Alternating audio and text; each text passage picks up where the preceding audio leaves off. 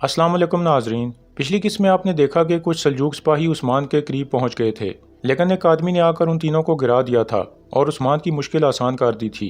इस तरह वो उस्मान का साथी बन गया था। इसी दौरान आलिम शाह के मजीद आदमी भी उस्मान की तलाश में आगे बढ़ रहे थे।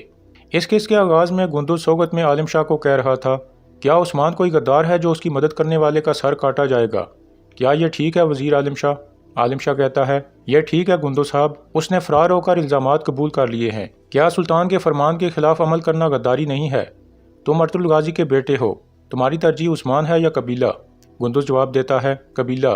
फिर आलिम शाह कहता है, मैं भी यही सोच रहा था, अपने कबीले को काबू करो, हम नहीं चाहते कि किसी को नुकसान हो। गुंदुज कहता है, और काई कबीले के सिपाहियों को कब रिहा करेंगे? तो आलिम शाह कहता है, वो काई कबीले के नहीं बल्कि उस्मान के सिपाही हैं। अगर मैंने उन्हें रिहा किया तो वो उस्मान के पीछे जाएंगे, वो खुद को भी जलाएंगे और साथ साथ तुम्हें भी जला डालेंगे। मैं उन्हें कोनिया भेजूंगा, उनकी किस्मत का फैसला सुल्तान मसूद करेंगे। यह सुनकर गुंदुज खामोश हो जाता है। कुछ देर बाद एक सिपाही अंदर आकर कहता है, वजीर हजरत किलेदार सराय में पहुंच गए हैं। यह सुनकर गुंदुज काफ़ी हैरान होता है। दूसरी तरफ उस्मान और तुरहान एक जगह पहुंचते हैं जहां दो खेमे बने हुए थे। शायद ये उस चरवाहे का ठिकाना था। फिर वो दोनों एक खेमे में दाखिल हो जाते हैं। दूसरी जानब सोगत में कोशिश पूछ रहा था, मारी कैसी है निकोला, क्या अभी तक गुस्से में है? तो निकोला कहता है, मारी मेरा हीरा है कोशिश, मैं उसे खुश करने की भरपूर कोशिश करूंगा, लेकिन तुम जानते हो कि वो कैसी है। कोशिश कहता है, वो ज़हीन लड़की है, वक्त गुजरने के साथ साथ वो हमें समझ जाएगी। फिर वो तीनों गवर्नर वजीर आलिम शाह से मिलने के लिए आगे बढ़ जाते हैं। इधर उस्मान और तुरहान एक खेमे में मौजूद थे। इतने में उन्हें किसी के आने की आवाज़ आती है तो वो होशियार हो जाते हैं। फिर तुरगत अंदर दाखिल होता है तो तुरहान उस पर हमला कर देता है, लेकिन उस्मान उसे रोक लेता है। तुरगत उस्मान को देखकर बहुत खुश हो जाता है और उस्मान का हाल अहवाल पूछता है। इतने में मालून खातून और उस्मान के दूसरे साथी भी वहां पहुंच जाते हैं और उस्मान की खैरियत मालूम करने लगते हैं। फिर उस्मान पूछता है, आप लोगों ने मुझे कैसे ढूंढा? इसके बाद एक मंजर सामने आता है जब वो सब चरवाहे के पास पहुंचे थे और उसने इन लोगों की रहनुमाई की थी। इसके बाद वो सब खेमे में बैठ जाते हैं। फिर उस्मान तुरहान का तारुफ कराते हुए कहता है, अब से इसका रास्ता हमारा रास्ता है, आज से ये मेरा सिपाही है, इसके अलावा मेरी जान इसकी मकरूज़ है। तुरहान कहता है, जब हमारी जानें आपके रास्ते में फ़िदा हैं तो कर्ज किस बात का हुजूर, आप सलामत रहें। फिर उस्मान मारी को देखकर पूछता है, क्या तुम ठीक हो मारी? तो तुरगत कहता है, अब ये ठीक है, लेकिन उस गलीज निकोला ने मेरी आंखों के सामने मारी को जख्मी कर दिया। फिर उस्मान पूछता है, अब मुझे बताओ कि उस कुत्ते ने तुम्हें अगवा कैसे किया? तो मारी कहती है, कबीले में आखिरी चीज़ जो मुझे याद है वो आयशा खातून का लाया गया शरबत है, मैंने वो पिया और जब मुझे होश आया तो मैं वजीर आलिम शाह के आदमियों के साथ थी। यह सुनकर उस्मान काफ़ी हैरान होता है। फिर मालून खातून कहती है, सोगत कांप रहा है हुजूर, हर जगह ऐलान कराए जा रहे हैं कि आपकी मदद करने वाले का सर काट दिया जाएगा। यह सुनकर उस्मान कहता है, वो सांप की जुबान वाला वजीर सुल्तान को भी जहर दे रहा है, उसका मकसद मुझे तनहा करना था, लेकिन यहाँ कोई और मामला भी है। तो मालून कहती है, वजीर ने सरदार वाली नशिस्त पर गुंदुज साहब को बिठा दिया है हुजूर, और गुंदुज साहब वजीर का साथ दे रहे हैं। यह सुनकर उस्मान कहता है, तो मेरा भाई वजीर के साथ है। यह कहकर उस्मान काफ़ी गुस्से में आ जाता है। दूसरी जानब सोगत में एक जिरगा शुरू हो चुका था जिसमें 3 किलों के गवर्नर भी आ चुके थे। फिर आलिम शाह कहता है, आप सब ने अपने कितने सिपाही खोए और कितनी जानें ज़ाया करवाईं, लेकिन अब मैं आपसे बगैर जंग के अमन का वादा करता हूँ। निकोला कहता है, अच्छा तो वजीर आलिम शाह, ऐसा करने के लिए आप कौन सा तरीका सोच रहे हैं, क्योंकि इन सरजमीनों पर हमेशा जंग रहती है। तो आलिम शाह कहता है, अमन और सुलह बहुत ज़्यादा दौलत फराम करेंगे। मैं सोच रहा हूँ कि हम एनागोल में एक बाजार बनाएंगे, कोनिया और कुंस्तुनिया से बहुत से काफिले आएंगे और आपके सामान की खरीदारी करेंगे। इस तिजारत से पहले दौलत आएगी और फिर अमन आएगा। यह सुनकर तुर्क सरदार बहुत खुश हो जाते हैं और आलिम शाह की तारीफ़ें करने लगते हैं। फिर आलिम शाह कहता है, रिस्क तो अल्लाह देता है, हम एक वसीले से ज़्यादा कुछ नहीं बन सकते। इसके बाद गुंदुज कहता है, अगर वज़ीर आलिम शाह इस मामले की ज़मानत उठा रहे हैं तो हम हर जगह सामान ले जाएंगे। दूसरी तरफ उस्मान कह रहा था, तो गुंदुज साहब तख्त संभाल लें, आसमान मेरा खैमा, सूरज मेरा चिराग और ज़मीन मेरा तख्त है, मैं जहाँ बैठ जाऊँ वही जगह सल्तनत है। एक तरफ सल्जूक हैं और दूसरी तरफ मंगोल, सब अपनी ज़ात के लिए भाग दौड़ कर रहे हैं, लेकिन मैं अपनी ज़ात का असीर होने की बजाय अपने रब का सहारा लेता हूँ।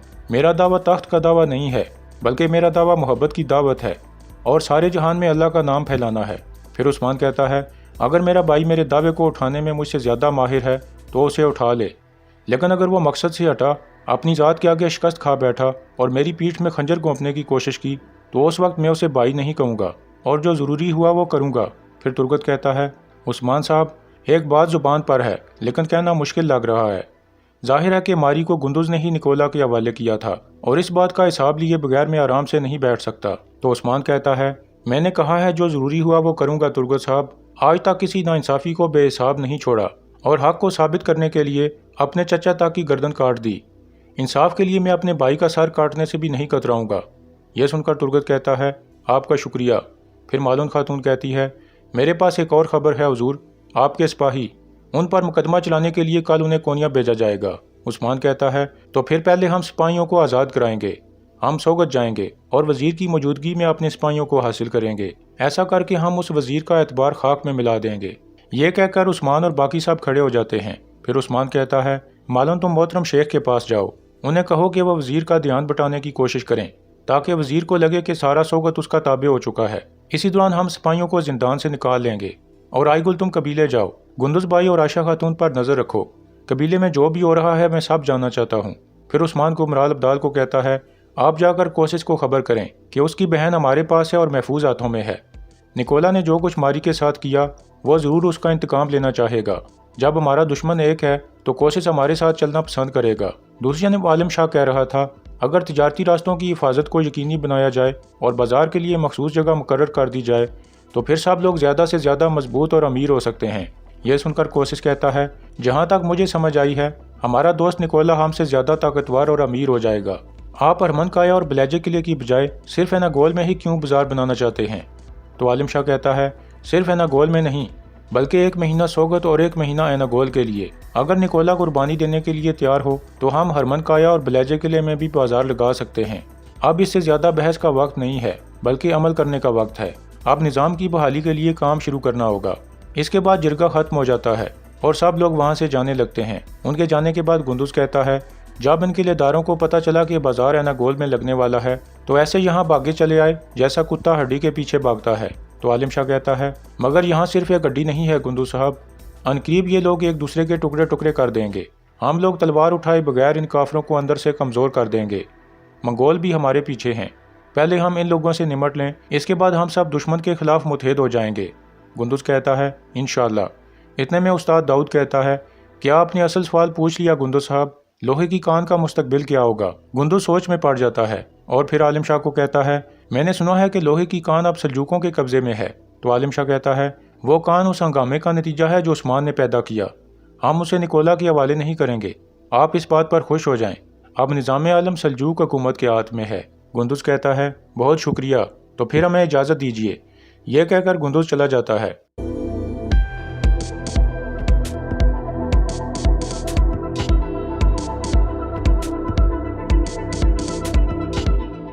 کچھ دیر بعد کونور وہاں پہنچتا ہے اور کہتا ہے ہم عثمان کو نہیں ڈھونڈ پائے وزیر صاحب، مگر میں نے اپنے سپاہیوں کو جنگل میں پھیلا دیا ہے، وہ دور نہیں جا سکے گا، ہم اسے ڈھونڈ ہی لیں گے۔ عالم شاہ کہتا ہے تم ابھی تک اسے نہیں ڈھونڈ پائے، اس کا مطلب ہے کہ وہ خود ہم تک پہنچے گا اور جو اس کے سپاہی ہیں وہ انہیں لے جانے کی تیاری کرے گا، ہمیں اب چوکنا رہنا ہوگا، اگر وہ یہاں آ گیا تو پھر ہم اس سے نمٹ لیں گے۔ لوگ بہت جلد عثمان کو بھول جائیں گے جو اپنی عزت پہلے ہی کھو چکا ہے۔ جب مجھے لوگوں کا ساتھ مل جائے گا تو میں صرف سوگت یا ایک قبیلے کا نہیں بلکہ پوری سلجوق سلطنت کا حاکم بن جاؤں گا۔ کندور پوچھتا ہے اور ان کے لیے داروں کا کیا ہوگا؟ تو عالم شاہ کہتا ہے وہ میرے لیے صرف حکومت کے راستے کی ایک سیڑھی ہیں، جب میں چاہوں گا ان کے اوپر سے گزر جاؤں گا، مگر ابھی کے لیے میں ان کو جینے دے رہا ہوں۔ دوسری طرف کائے قبیلے میں بالا خاتون عثمان کے لیے کافی پریشان تھی اور کہہ رہی تھی ابھی تک کوئی اطلاع نہیں آئی، پتہ نہیں وہ عثمان کو ڈھونڈ پائے ہیں یا نہیں۔ اتنے میں آئی گل اندر داخل ہوتی ہے اور بالا کو کہتی ہے اللہ کا شکر ہے ہم نے عثمان صاحب کو تلاش کر لیا۔ یہ سن کر بالا خاتون اور سلجان خاتون بہت خوش ہو جاتی ہیں اور اللہ کا شکر ادا کرتی ہیں۔ پھر بالا پوچھتی ہے ابھی وہ کہاں ہیں اور کیسے ہیں؟ تو آئی گل کہتی ہے وہ بالکل ٹھیک ہے، ترگت صاحب اور ماری ان کے ساتھ ہیں، ترگت صاحب نے ماری کو ڈھونڈ نکالا اور اسے نکولا سے بچا لیا۔ پھر آئی گل کہتی ہے آپ میری بات غور سے سنیں، عثمان صاحب کو شک ہے کہ ماری کی اغوا میں گندز صاحب اور عائشہ خاتون بھی ملوث ہیں۔ یہ سن کر بالا اور سلجان کافی حیران ہوتی ہیں۔ پھر آئی گل کہتی ہے آپ کو یاد ہے کہ اس رات عائشہ خاتون ماری کے لیے شربت لے کر آئی تھی، اسے پینے کے بعد ماری بے ہوش ہو گئی تھی، پھر وزیر کے سپاہی ماری کو پکڑ کر نکولا کے پاس لے گئے تھے۔ یہ سن کر سلجان خاتون رونے لگتی ہے اور کہتی ہے گندز یہ تم نے کیا کر دیا؟ کیا قبیلے میں آئے مہمان کو دشمن کے حوالے کرتا ہے کوئی؟ پھر بالا کہتی ہے عائشہ خاتون ہماری آنکھوں میں آنکھیں ڈال کر جھوٹ بولتی رہی، یہ غداری ہے، وہ ایسا کیسے کر سکتی ہے والدہ؟ پھر آئی گل کہتی ہے عثمان صاحب چاہتے ہیں کہ آپ گندو صاحب اور عائشہ خاتون پر نظر رکھیں، مگر انہیں اس چیز کا اندازہ نہیں ہونا چاہیے، انہیں یہ بھی پتہ نہیں چلنا چاہیے کہ ہم عثمان صاحب سے ملے ہیں، یہ راز فاش نہیں ہونا چاہیے۔